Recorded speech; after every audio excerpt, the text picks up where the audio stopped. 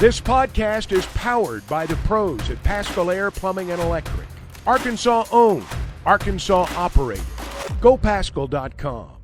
Dan Peck, ESPN 106.7 in Auburn. Coach, Oklahoma's first road game as an SEC team will be in Jordan-Hare Stadium in Auburn at the end of September. First time Oklahoma has ever been to Auburn. The two previous meetings were in bowl games. You're familiar with Auburn from your time both at Oklahoma and Clemson. Out of curiosity, just your understanding of the Auburn program and your relationship with Hugh Freeze as you guys square off at the end of September. Yeah, well, they're going to be ready. I know that.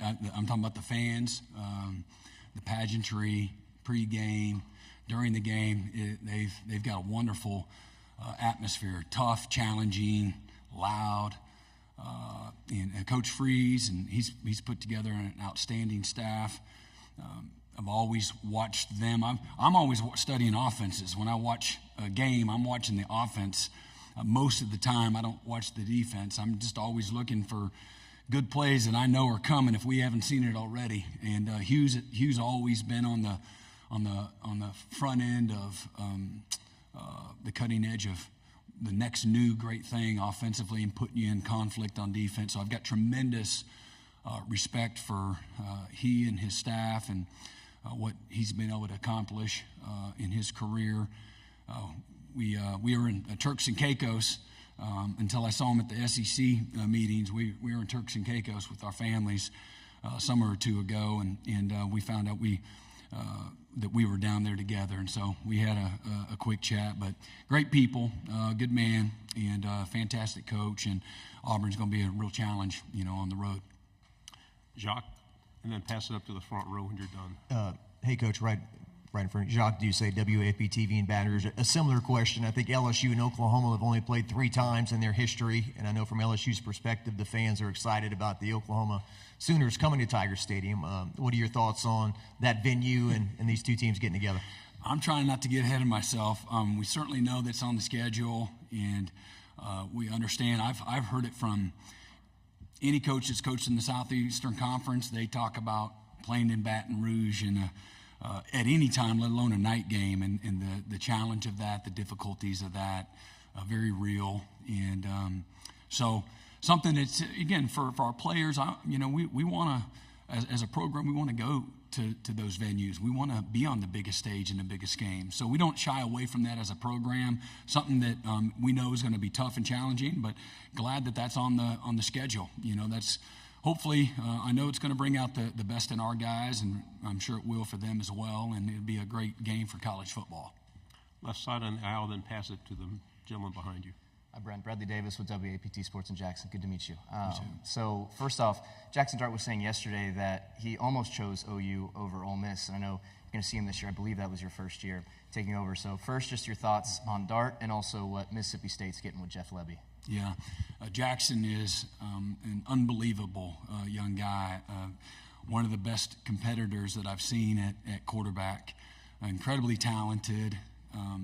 He's a guy's guy and likes to have fun, great instincts, great talent. He's an amazing family. It's no surprise to me that he's had the success that he's had. I wish he wasn't on the schedule. No, but he plays, you all have watched him, I'm preaching to the choir, but he plays with the guts and the toughness that you want every player in your program to play with. But he lets it all out, plays it again, got a little swag to him, which I love. And he brings out the best in people. You can see that, when you watch them play. And then what'd you say about Jeff? Yeah, again, Jeff is known him since he was a player. Well, recruited him at Oklahoma. Again, comes from a coaching family. He's like a pig in the mud when it comes into getting into the coach's locker room or out on the field in the middle of the huddle. He brings out the best in everybody. Really tough, demanding, positive demeanor to him. He speaks life and vision and can-do into the players. He's a thinker.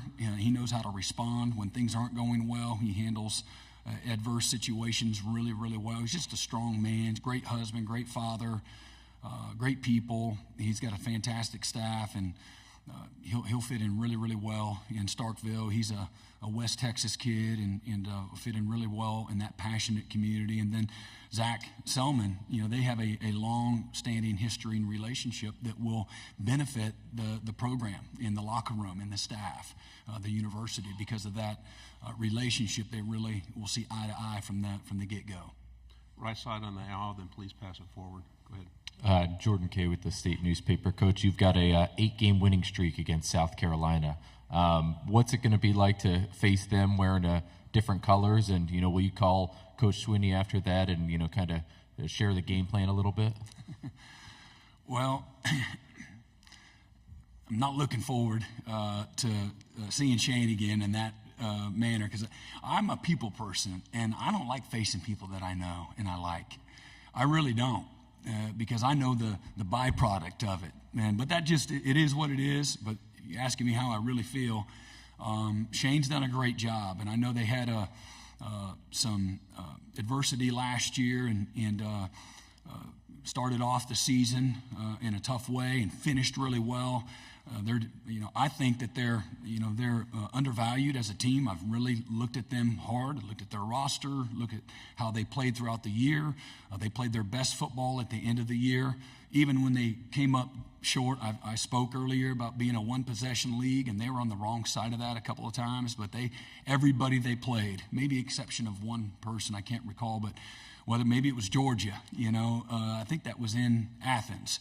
And they're going toe to toe for a good part of that game, and their defense. I know the final numbers don't look great, but I think it was something right around 300 yards of defense. Maybe their last 6 games that they gave up, maybe a little less than 300 yards and 20 points or less. They had an outstanding back half of their season.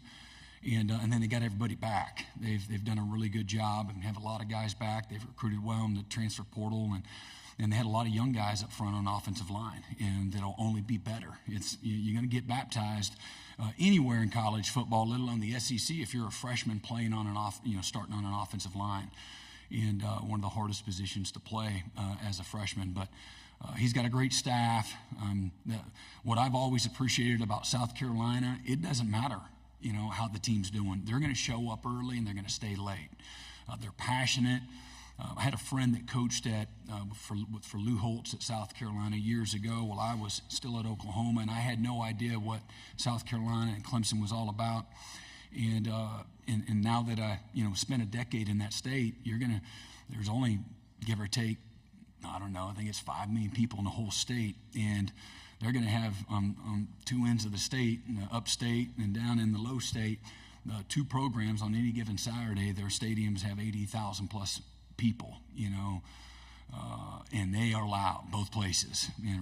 So that's really cool. As a lover of college football and the pageantry, the hate of the rivalries, and then really kind of having a bird's eye view. I've been kind of watching, over the fence what has taken place at that program, whether that was with Coach Spurrier, Coach Muschamp, I forget his name, the offensive line coach, great coach that they just hired back from Georgia State, leaves the head job and Sean Elliott, great coach, tough guy, and then now Shane and what he's been able to do to galvanize that fan base, and they're recruiting really, really well right now as well. But they have a lot. If you haven't been to South Carolina, they've got it's a really neat, community. It's the state capital there, and really nice facilities, real commitment to the excellence that I spoke about earlier. But big fan of, Shane as a coach and human being, great people. Third row on the aisle, then pass it to your right. Rick Henry, WSTV, Columbia. Coach, are you surprised that in all the years that Oklahoma and South Carolina have been playing football, that this season is going to be their first meeting ever?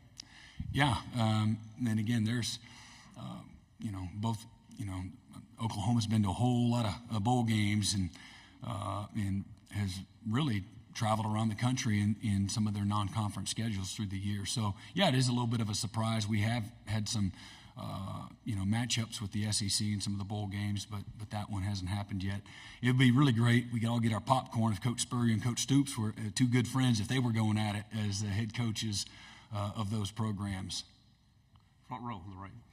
Eric Bailey of Tulsa World. Kirby Smart, for all his success this morning, said any road win in the SEC is a huge win. Can you talk about just playing on the road this year, the expectations for Oklahoma? And I know every win for you guys the past 2 years, with you as a coach, has been tough. Just talk about the mentality of going on the road in the SEC in year one. Yeah, again, everything's hard. Everything, the windows that you throw through are hard. The gaps that you run through are small. There's length, there's physicality, there's depth, there's speed, there's precision, and then you go experience what a road game brings to you. Again, you're not looking at half-filled stadiums. You're looking at the best of the best. They're bringing it, and they understand the value of creating an intimidating, loud, difficult environment in order to operate in. And so, but it's a great opportunity is how I look at it. And but absolutely, I mean they're all hard. I'm 16-10 as a head coach. I think 7 of the 10 losses have been by one score. The eighth loss was our bowl game where we had 6 turnovers. We still had a chance to win it late in the game. That's probably been the hardest thing that I've had to go through as a head coach through 2.5 years, is enduring that.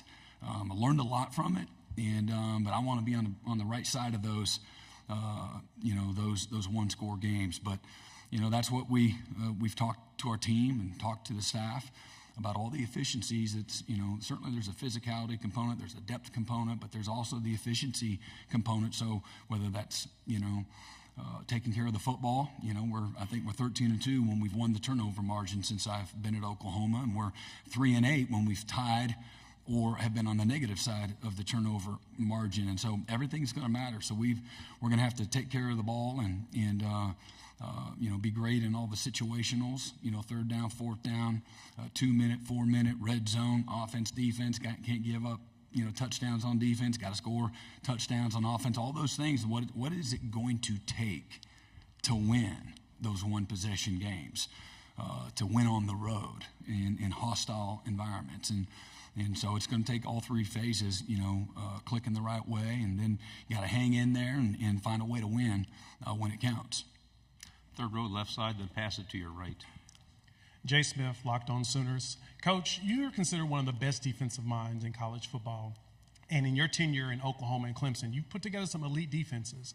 Now you're in your 3rd year here at Oklahoma, and you've got a lot of the defensive guys you really want for your system. How do you feel they measure up to some of those older Oklahoma defenses you had? Yeah, I don't ever like comparing, because every one of them's different. And I do know what you're asking, and we'll see. We have a lot of experience returning.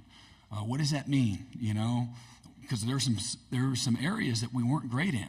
So sometimes that frightens you. Oh, those guys are coming back, and I say that tongue in cheek, but just because we have all this experience coming back doesn't mean that we're going to be an elite defense. And so we got a lot of work to do, a long ways to go. And as we've built this, we try to do it with having foresight and understanding, okay, we've got Kip Lewis and he's a freshman. Okay, what does that look like in 2 or 3 years from now? And as we've developed our roster, we lost within the first 15 months that I got to Oklahoma, we lost 75 scholarship players. 40 of them were on defense within the first little over a year. And, we weren't, as I look back at it, we weren't, after Coach Riley left, we weren't able to, our roster was not prepared for the exodus, if you will. And, again, I think that kind of goes without saying, but we had a lot of work to do in developing, again, the competitive depth. And so we went from, guys trying to widen the plate the first year to compliance in year 2. And now I see, a group of young men in that locker room that understand deeply, highly invested young men. And this is not just defense, it's every part of our program.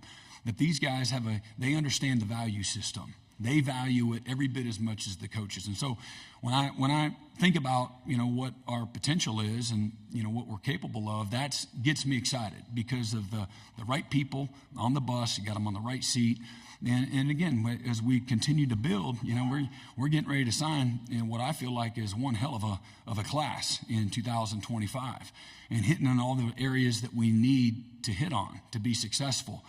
You're going to constantly lose guys year in and year out, but you're trying to create something that has sustainability, longevity, stability, and continuity. And so, to me, it comes down to not just the people, but creating an environment where they want to stay, they want to develop, they want to put the work in. They understand that, whoever they are as a 17-year-old, a freshman, they're going to look a hell of a lot different when they're 21, 22 years old. And so from that standpoint, we have several guys I mentioned earlier. We have 52 scholarship freshmen and sophomores. So we're still a young team, and winning 10 games and having a chance to win the other 2 games on the last play of the game in the regular season a year ago. We also did that with a roster that, had some of the most reps in all of college football with freshmen. I think we had over 4,300 reps. With our freshmen. So we have this unique blend of experience and youth. And for me, if guys keep their head down, stick to it, stay committed, and that's going to be the key to this defensive unit that you asked, their commitment's got to be greater than their potential. And if that is, we're going to have a chance to be, a really good unit, but we're going to be challenged, and it's going to be really hard. And so I'm like, we'll see, check back in, December on, who we're going to be. Ultimately, our identity is going to be defined through the work that we do and through the season that we endure. And there are going to be a lot of challenges along the way. And that's what I know. And talking to Coach Saban several weeks ago in just casual conversation, the ability to sustain emotionally and physically the grind of a season is what the challenge of the SEC is going to bring. And I thought a year ago we lost through 7 weeks. We were the number 1 team in the country in turnover margin. Big win against Texas, and I don't know what we were ranked, somewhere probably in the top 10. And I didn't feel like we handled success very well in any way, starting with me. And, and I think that's easy to say. We lost 2 one-score games on the road against good teams, and we had 6 turnovers in 2 games. We led the nation going into those games, with not turning the ball over, and we didn't take care of the ball, and this game will punish you, when you do that, and all the little things matter. So, for me and the defense, I think the challenge is, who can we be in December?